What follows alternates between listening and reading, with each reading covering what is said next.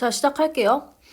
자, 지금 보시면 여기 같은 경우에는 미완성의 걸작 같은 경우에는 문학작품이 아니잖아요? 문학작품이 아니야. 그 소리는 뭐야? 글의 흐름, 내용 전개 방식을 중심으로 읽어야 돼요. 정의라는 게 뭡니까? 개념을 설명한다는 거. 뭐뭐라는 의미이다. 뭐 이런 게 지금 정의이고요. 그래서 의미, 개념, 정의라는 게 뭐야? 의미 설명, 개념 설명이라고 봐주시면 돼요. 인과라는 게 뭡니까? 인과라는 건 뭐예요? 원인과 결과죠. 원인과 결과. 요런 것들. 그러니까 글의 흐름이 어떻게 이어질 수 있는지를 봐주셔야 되고요. 내용일치라는 게 무슨 뜻이에요? 내용이 어떻게 맞는지 보자. 그리고 자화상에 대한 글쓴이의 의무는 무엇이고 어떻게 해결하는지 봐주셔야 된다라는 거죠.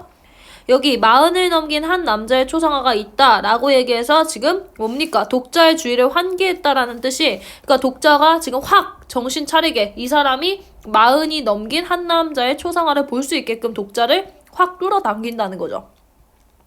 그것도 자기 얼굴을 자신이 직접 그린 자화상이다. 어떤 인물이었는지 나중에 살펴보겠지만 공제 윤둔서이다 라고 얘기했으니까 뭡니까? 이미 이 남자가 누군지 설명해 주었죠. 이분의 눈매는 상당히 매서워 첫인상만으로도 보는 이를 압도한다라고 했으니까 이거 글쓴이의 생각이에요. 이거 글쓴이의 생각. 그렇게 작품을 계속 바라보노라면 점차 으스스한 느낌이 들고 결국은 어느 순간 섬뜩한 공포심에 사로잡히기도 한다라고 얘기했으니까 이것도 역시나 글쓴이의 생각 2예요.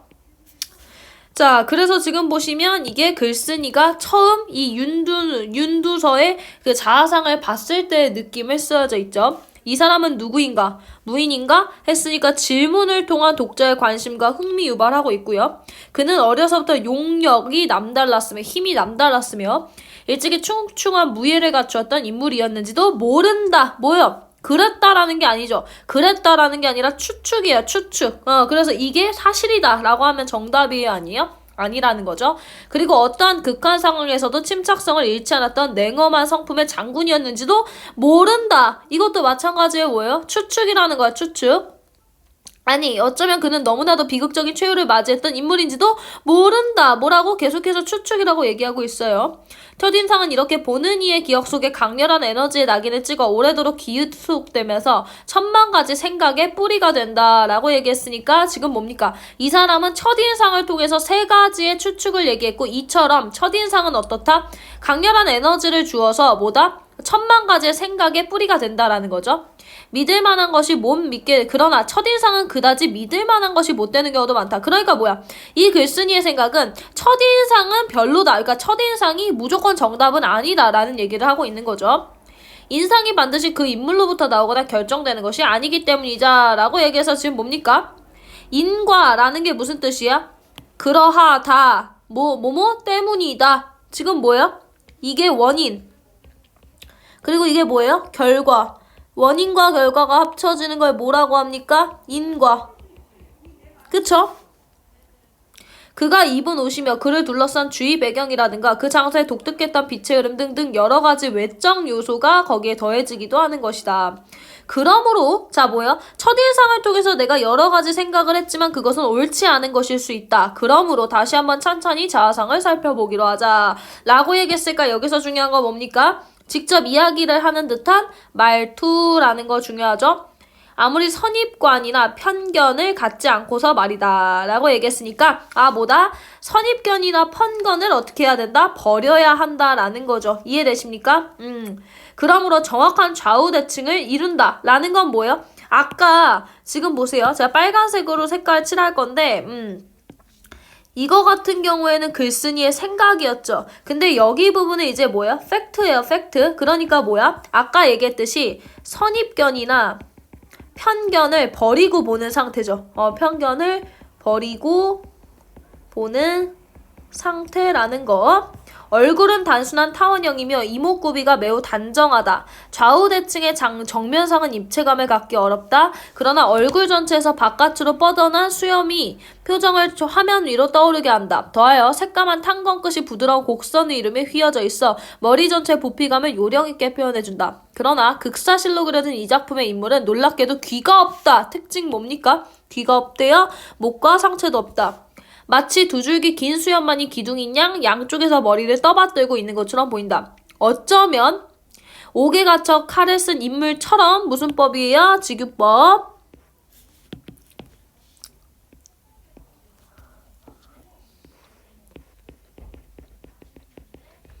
머리만 따로 허공에 들려있는 듯하다. 직유법. 머리는 화면의 상반부로 치켜 올라갔다. 덩달아 탄건의 윗부분이 잘려나갔다. 눈에 가득 보이는 것이라고 귀가 없는 사실적인 얼굴 표현뿐인데 그 시선은 정면을 뚫어져라 응시하고 있다. 이러한 초상이 무섭지 않다면 오히려 이상한 일이다 라고 해서 자화상의 특징 보시면 얼굴에 인물의 귀와 목과 상체가 없고요. 그 다음에 그래서 뭐예요? 탄건이 잘렸고요. 그 다음에 뭐 부피감 표현하고 이런 것들은 그냥 뭐다? 상황을 제대로 파악하면 됩니다. 상황 파악해서 내용 일치 문제 잘 푸셔야 돼요. 옳은 거 틀린 거 잘 푸셔야 된다라는 얘기입니다. 윤두서의 자화상은 우리나라 초상화 가운데서 최고의 걸작, 불후의 명작이라고 일컬어지며 국보 240호로 지정되어 있다. 여기서 이 작품에 대해 질문을 하거나 던져보자. 도대체 여기서 지금 보세요. 던져보자. 이거 뭡니까? 청유형이죠. 청유형. 뭡니까? 독자의 행동, 유도. 도대체 작품 속의 인물이 윤두서라는 사실은 누가 어떻게 확인한 것인가? 라고 했으니까 글쓴이의 의문 나왔죠? 뭡니까? 누가 확인한 것인가? 이게 윤두서라는 거, 글쓴이의 의문. 화면상에는 이분이 누구인지 알려주는 글씨가 단 한 자도 없다. 윤두서에게 통해는 아들 윤덕기, 손자 윤용 등 그림을 잘 그렸던 자손들이 있었다. 만약 현 작품이 다만 후손들의 입을 통해서만 공제 초상이라고 전해져 내려왔다면 혹시라도 무정한 세월 흐름 속에 본의 아니게 잘못 전해진 걸 수도 있다. 더구나 작품의 가로에 접힌 금 같은 간격이 17줄이나 보인다. 이것은 작가가 종이를 둘둘 말아둔 상태에서 그대로 납작하게 눌려 생긴 금이다. 그렇다면 이 작품은 완성된 것이 아니다. 그러니까 뭡니까? 이것도 뭐예요? 작가가 지금 뭡니까? 금 같은 간격이 17줄이나 보인다. 근데 그 금이 뭐래요? 그냥 둘둘 말아둔 거래. 그래서 이 작품은 미완성이다 라고 했으니까 뭡니까? 이것도 인과예요. 왜요? 줄이 있다. 근데 줄이라는 게 말아둔 거다. 말아두었다라는 얘기가 전시를 안 해놨잖아. 덜 그렸다는 거야. 그래서 이게 뭐다? 미완성이다.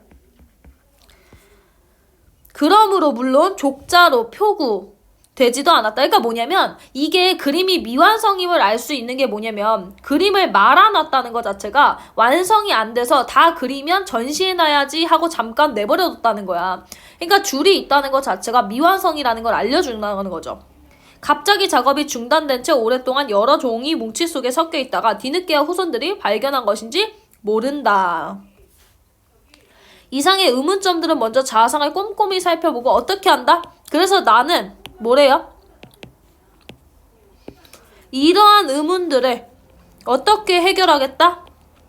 자화상을 꼼꼼히 살펴보고 기록을 자세히 대조해 봄으로써 의문점을 풀겠다라는 거죠.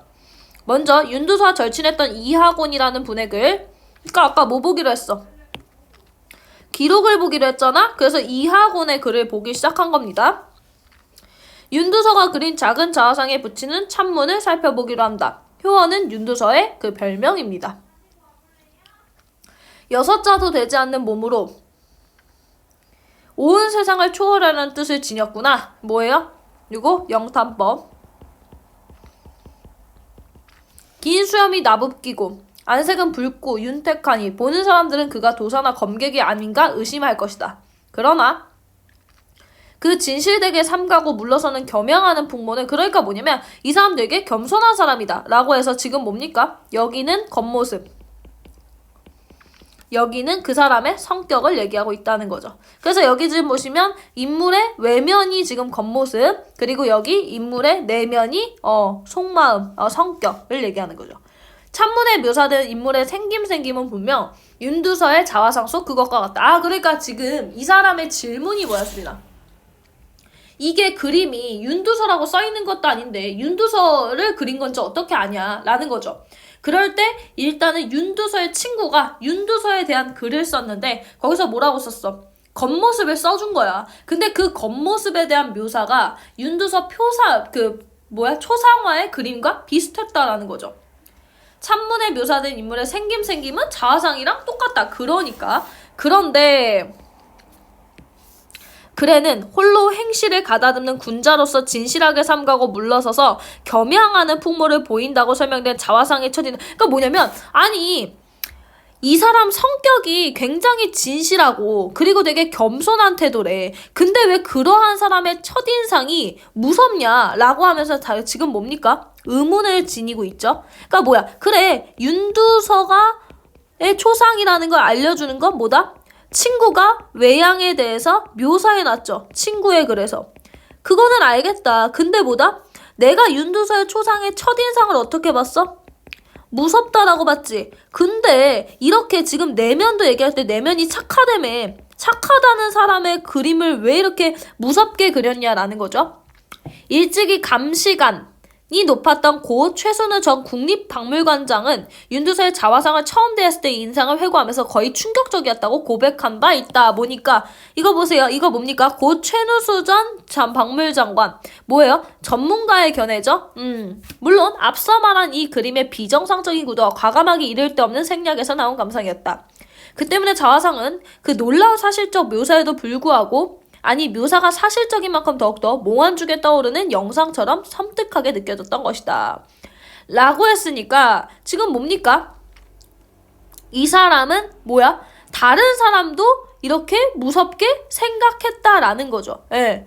충격적이었다고 얘기를 했어요. 그럴 때 왜 그렇다라는 거래요? 비정상적인 구도와 생략 때문에 그렇다. 아까 뭐가 생략됐지? 귀도 생략돼, 목도 생략돼, 그리고 구도도 어떻게 모자 잘리고 막 그랬잖아요. 그 얘기하는 거예요.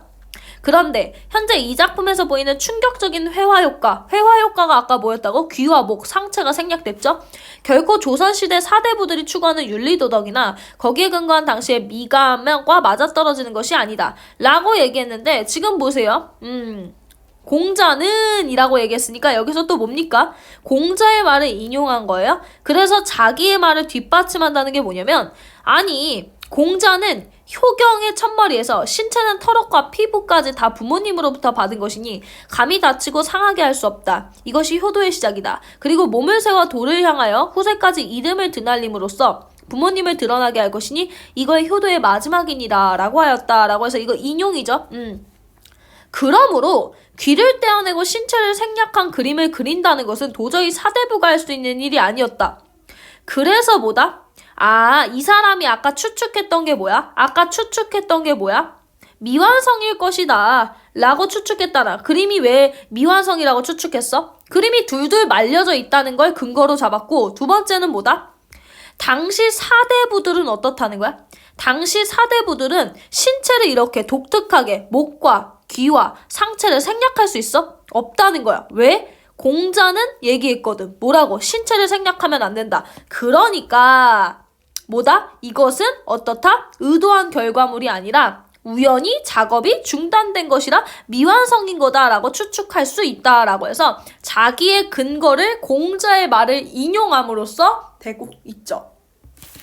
그런 의심을 품고 있던 1995년 가을 국립박물관에서 개최 예정인 단원 기몽도전을 준비하면서 백방으로 관련 자료를 찾던 바쁜 와중에 뜻밖에도 58년 전 윤두서 자화상의 옛사진을 발견하게 되었다.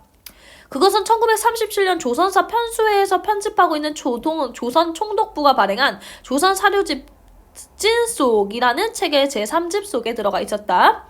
옛사진 속의 윤두서의 모습은 지금 작품과 크게 달랐다. 그의 몸 부분이 선명하게 그려져 있었던 것이다 라고 했으니까 옛날에 이 그림은 어떻다는 거야? 몸 부분이 있었어. 그 결과 현 상태에서 몸없이 얼굴만 따로 떠있는 거의 충격적이라고 부를 만큼 지나치게 강하고 날카롭기만 한 자화성 속 윤두서의 생김새가 원래는 어지러 보이는 얼굴에 침착하고 단아한 분위기를 띠고 있었다라는 게 뭡니까? 그러니까 다른 작품인 거야. 그러니까 다른 작품에서 윤두서 얼굴만 본 자화상은 되게 무섭지. 무섭다? 얼굴만 있을 때는. 근데 이 작가가 다른 작품을 본 거야. 그 다른 작품에는 얼굴이랑 몸이 이렇게 있었는데 그렇다 보니까 느낌이 되게 단아한 느낌, 되게 뭐라 그래야 되지? 되게 단정한 느낌이 들었대. 그러니까 얼굴만 있었을 때 느낌과 몸과 얼굴이 전체 있었을 때 느낌이 다르다는 거죠. 그래서 이 사람이 충격을 받은 거야. 그렇다. 이것이 바로 조선의 선비다. 조선의 선비라면 언제 어디까지나 원만하게 중용의 미감을 지켜 나아가야 그 학문이 성리하게 정신에 걸맞다. 윤두서의 옛 사진 속에 도포를 입고 있었다. 단정하게 여민 옷깃과 정돈된 옷주름선은 완만하게 굴곡을 갖고 고르고 기품 있는 선으로 이루어져 있다. 넓은 깃에 깨끗한 동정심을 달았으므로 딱딱한 동정과 부드러운 천 사이에 살짝 주름이 잡혔다. 그 동정의 깃이 턱이 진 이중구조는 인물을 포근하게 감싸 안듯이 얼굴을 받쳐주고 있다. 그리고 화면 아래 좌우 구성은 주인공이 편안한 자세로 앉았을 때 생기는 자잘한 주름으로 마무리되었다. 그러나 가장 두드러진 차이점은 뭐래요? 인자함이래요. 그러니까 그림에서는 인자함이 없었는데 사진에서는 인자함이 있었다라는 거죠. 이해되십니까? 지금 봅시다. 원래 있던 윤두서의 자화상 사진 속의 상반신 윤관석이 그 후로 어떻게 해서 감쪽같이 없어져 버렸을까? 라고 했으니까 뭐야? 도대체 왜 몸이 없어진 거야? 비밀은 몸이 유탄으로 그려진 데 있었다. 그러니까 뭡니까? 죄송해요. 이게 새로운 작품, 다른 작품이 아니라 원래 작품인 거야. 그러니까 원래 작품에 뭐예요? 몸과 그 얼굴이 다 있었는데 왜 지금은 얼굴만 남게 됐는가? 라는 거죠. 그쵸? 근데 그거에 대한 그거에 대한 이유가 뭐래요? 몸이 유탄으로 그려졌대요. 유탄이란 요즘의 스케치 연필에 해당하는 것으로 버드나무 가지로 만든 가는 숯이다 라고 얘기했으니까 이거 뭐예요? 유탄이란 무엇이다 라고 해서 이거 뭐예요? 정의죠. 유탄의 개념을 얘기하고 있어요. 이것은 화면에 달라붙는 접착력이 약해서 쉽게 지워진다. 그래서 소묘하다 수정하기에 편리하므로 일반적으로 밑그림을 잡을 때 사용한다. 그런데 자화상의 경우 주요 부분인 얼굴부터 먹선을 올려 정착시키고 몸체는 우선 유탄으로만 형태를 잡는 과정에서 어떻게 됐다? 미완성인 상태로 만들어졌는데 그때 어떻게 된 거야? 몸 부분이 지워진 거죠. 이해되세요? 아마도 어떻게 막 심하게 문질러져서 유탄 자국이 아예 지워져 버린 것 같다라고 해서 추측하고 있고요. 자세히 보면 옛 사진에서는 두드러져 보이는 종이 바탕에 꺾인 자국이 현 상태에서는 부드럽게 누워있다. 그렇게 문지르는 동안 원작품이 가졌던 것들이 없어진 것이다 라고 얘기해서 이 사람이 추론하는 게 뭐야? 몸이 유탄으로 그려졌다. 근데 유탄은 쉽게 지워진다. 그렇기 때문에 미완성의 상태로 전해져 오다가 유탄이 어떻게 됐다? 지워졌다. 그래서 뭐만 남았다? 얼굴이 남았는데 이 얼굴이 풍부하게 남은 게 아니라 되게 무섭게 남았다라는 거죠. 이제 지금껏 조선의 초상화의 최고 걸작이며 파격적인 구도를 가진 완성작이라고 생각해왔던 자화상은 미완성작임이 확인되었다. 그래서 기가 없었던 것이다. 또 완벽하게 마무리된 수염에 반하여 눈동자 선이 너무 진하고 약간 생경해 보이는 것도 그 때문이었다. 하지만 실망할 것은 없다. 작품의 예술성도 미완성이라고 절대 말할 수는 없기 때문이다. 그 소린 뭐야? 이 사람은 이 자화상이 미완성이었어도 완벽한 예술성을 갖추었다고 생각하는 거야. 그래서 미완성인 걸작인 거야. 뭐야? 미완성이지만 아름답다. 작품이다. 이 얘기죠. 자화상은 완벽하다. 미켈란젤로는 일찍이 노예상을 조각하면서 미처 다 쪼아내지 못한 대리선에게 조각을 남겼다. 그런데 이 미완성작은 오히려 드물게 보는 걸작이라고 평가된다. 다듬어지지 않은 돌이라는 작품 재질과 그로부터 영혼이 깃든 형상을 이끌어내려는 작가 의식 사이에서 팽팽한 긴장감이 감돌고 있기 때문이다. 그와 같이 자화상 또한 미완성작이지만 오히려 그 덕분에 어떻다? 마지막 손질이 없었기 때문에 작가 자신의 생각이 드러나 있고 그리고 작가의 생각이 넣어져 있다라는 거지. 그래서 어떻다? 완벽한 예술성을 갖췄다고 보는 거죠. 그래서 어떻다? 자화상은 멋진 작품이다 라고 나오는 거고요. 지금 요거에 관련해서 지금 개념을 좀 보도록 하겠습니다. 개념 볼게요.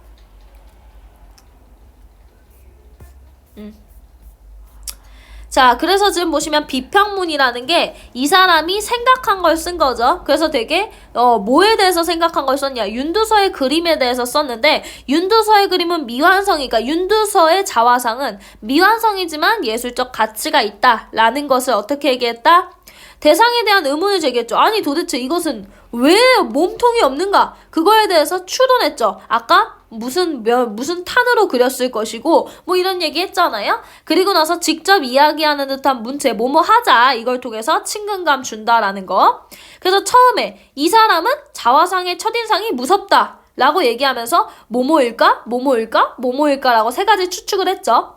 그리고 나서 두 가지 의문점이 들었어요. 두 가지 의문점 정리하셔야죠. 두 가지 의문점이 뭐예요? 중간점 가서 볼까요? 이 사람의 두 가지 의문점은 뭐냐면 이 사람은 누구인가? 첫 번째는 이 사람이 윤두서가 맞는가가 첫 번째 의문점. 그리고 몸통이 어디 갔는가가 두 번째 의문점이에요. 정리해드릴게요. 여기서 이 사람의 의문점 첫 번째는 이 그림의 대상이 정말 윤두서인가? 그 다음에 두 번째가 뭐라고요? 왜 몸통이 없는가? 요거 지금 질문하고 있다라는 거예요. 그 다음에 지금 뭡니까? 옛날 사진 속의 자화상을 감탄했죠. 몸통이 있으니까. 그러면서 이 사람의 첫인상과 이 자화상의 모습이 다릅니다. 그쵸? 그 다음에 보세요. 그 다음에 그거에 대한 의문 뭐였어요? 도대체 왜 몸통이 없나? 그리고 추정을 했죠. 그렇지만 여전히 높은 예술성을 간직했다라고 보고 있고요. 글쓴이의 묘사 지금 나와 있고 사진 쪽 자화상에 대한 글쓴이의 묘사 나와 있고 의문 지금 보세요. 처음에 인물이 누구인지 알려주는 글씨가 없음. 그런데 왜 윤두서가 맞을까? 맞대요. 왜죠? 그 친했던 사람이 뭘 얘기한 거야? 윤두서에 대한 겉모습을 얘기했잖아요. 윤두서에 대한 겉모습을 얘기했기 때문에 이게 윤두서가 맞다라는 거고요. 두 번째는 뭐다? 아니 왜 신체 일부가 없는가? 그쵸? 그거는 뭐다? 신체 일부는 아까보다 지워진 거다 라고 해서 추론까지 했다라는 거 알아두시면 되죠. 자, 여기까지 하시고 여기는 문제는 본인 스스로 풀어보실 거라서요. 바로 문제 풀어오시죠.